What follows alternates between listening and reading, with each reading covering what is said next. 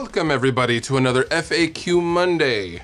Today we're gonna do a little hanging out, and if things go well, maybe we'll hang out again.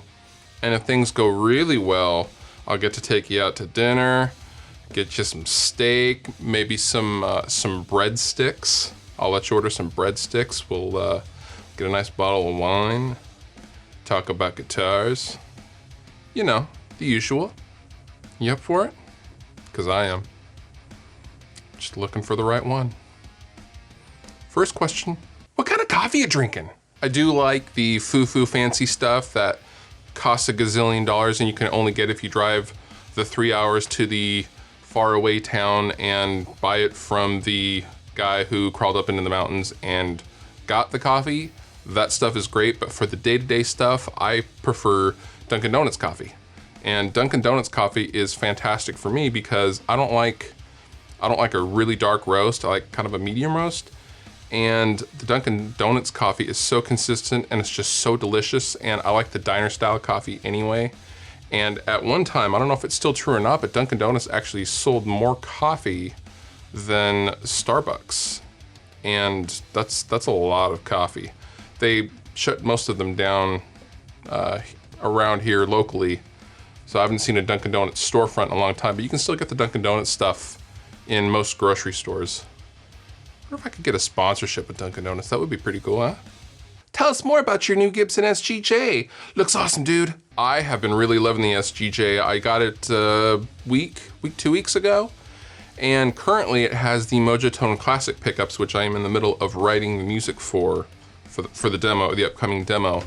And pro tip for the SGs, I ended up putting the regular Grover Rotomatics that I normally have on all my guitars on the SG, and I totally didn't account for the neck dive, and the tuners were way too heavy.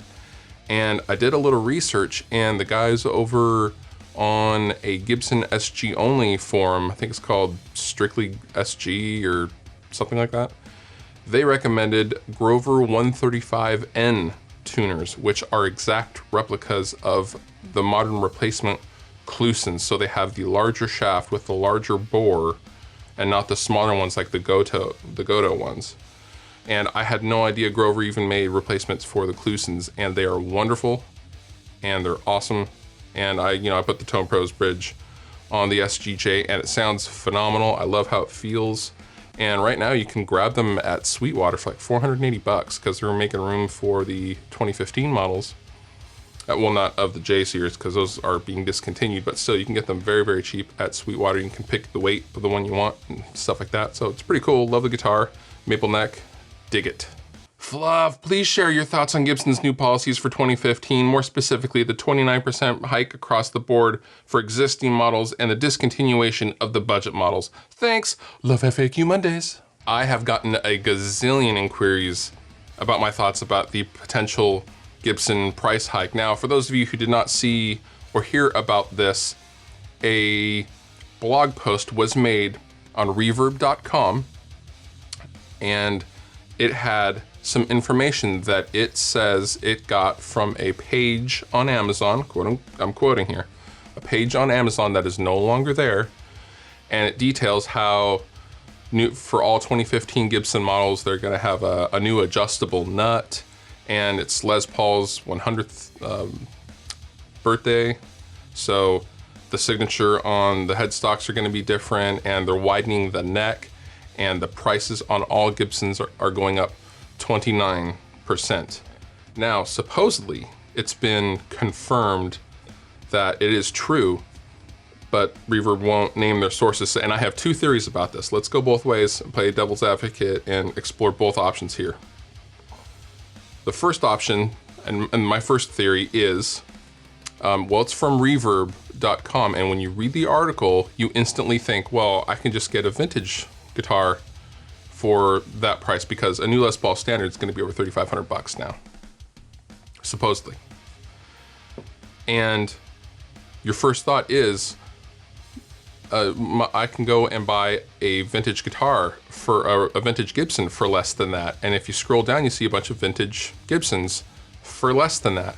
Well, it should be noted that reverb.com is owned by the Chicago Music Exchange and is owned and operated by the Chicago Music Exchange, who are a fine guitar shop in Chicago, and they sell vintage and used instruments. Pretty interesting, I think.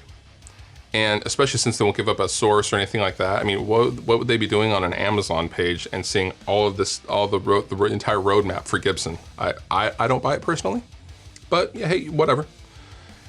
The other flip side to that is, if it is true, Gibson is setting themselves up for a sale. Now let's rewind back to the Norlin years, right before they sold to the current owner, Henry, and his two business partners in 1986, when they bought Gibson for like $5 million, which is extremely cheap.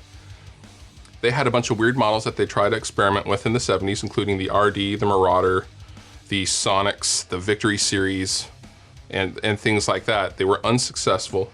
A few years later, they sold the company. After none of those things sold, and things kind of went downhill. Well, fast forward to now, and we had stuff like the Zoot Suit guitar, and the Firebird X and the Robot guitar.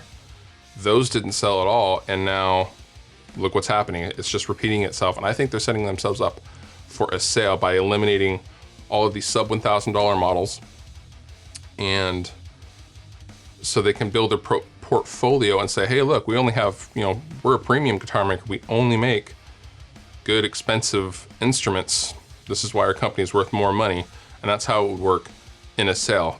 So that's my two theories. I don't know if the blog is true or not, but I do find it very, very interesting that it was posted and being pushed by a Chicago Music Exchange in a costume of reverb.com. So, whatever. Do lots of independent bands / musicians send you music to listen to? I know you're super busy, so is it worth sending you music to get your thoughts on? If yes, what is the best way to contact you? I get loads and loads and loads of messages from kids asking me to check out their stuff, and most of the time I tell them I just can't do it. I don't have time, and when I do tell you guys I don't have time, I literally don't have time. I'm working so many jobs, doing so many things at the same time. I don't have the time to sit there and go, oh, cool. Well, sounds pretty good, or it doesn't sound good. And aside from that, I would never ever, if I didn't like it, I would never want you guys to think that your stuff is now less good, I guess. It's not as good. Before, I'd never ever want to chop you guys down with your own music at all, ever. And that would be heartbreaking to me if you guys came away from that kind of experience going, oh, Fluff didn't like it, so maybe it's not as good as whatever, which does happen. Most of the people that ask me to check out their stuff are anywhere from 13 years old to 18 years old. And I would never, ever, ever want to chop down anybody with their own music, because it's always a growing thing. And, my stuff sucked back in the day. It was terrible. And if someone had told, lots of people did tell me it was terrible, but if I would have given my music to someone that I was, really dig, and they said it sucked, I would have been crushed. And I just don't ever want to do that. I guess I'm too nice of a guy to do that stuff. So I apologize if I don't listen to your music.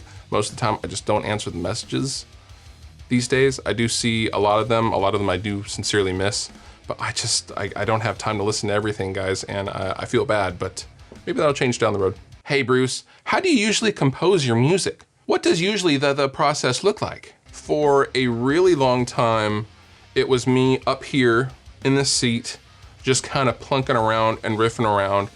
But lately, with being so busy, I don't get as inspired to write in here, because whenever I am up here, it is work. I have something to do, something to be doing, and I rarely have time to sit up here anymore and just sit and sip coffee and look outside and look at the clouds and that kind of stuff. I don't have time for that stuff anymore.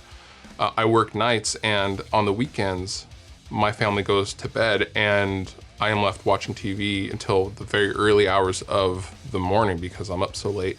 And lately, I have been having riffs just pour out of me if I set up my iPad and Jam Up Pro when I'm sitting on the couch watching TV downstairs in my living room. Riffs just pour out of me in that scenario, which is hilarious. So then I'm always trying to run back up here and record the ideas, or I'll use the included sampler or the 8-track recorder within JamUp and just briefly record the idea and then I'll play it back later the next day while I'm trying to actually track it or something like that. So that's been a really huge inspiration for me lately, and it's been a great tool because it really lets me clear my mind and get away from this pressure cooker of an environment that it tends to be sometimes. So we are all done with the questions, and now I think it is time for a little bit of suggestion of the week. Suggestion of the week. This week I am suggesting a book for some light reading. It is called Sunburst: How the Gibson Les Paul Standard Became a Legendary Guitar. And what this book is a collection of facts and data and awesome pictures and stories about the most famous Les Pauls ever. So Billy Gibbons's Pearly Gates, Eric Clapton's Beano Les Paul, Mike Bloomingfield's Les Paul, Joe Bonamassa is in it. And it's basically detailed accounts on how they acquired the guitar that they eventually made famous. For example, Clapton's Beano guitar, they have narrowed down a 5-day window on when he actually bought the guitar in London while shopping. I mean, that's awesome. And with it, there's lots of detailed pics, close-up pics. Jimmy Page's number 1 and number 2 Les Pauls are in it. And it's just an amazing, amazing book. And it's like $20. It's like 20, 25 bucks. And it's an incredible book. I highly recommend it. I loved it. I read it several times and I just spent hours looking at the fantastic photos on it. And it's just wonderful. Tony Bacon did a great job, and his last name is Bacon, so I fully support the author as well. That is all the time I got, guys. My name is Fluff. Thank you so much for watching. I really do appreciate it. And I will see you next week.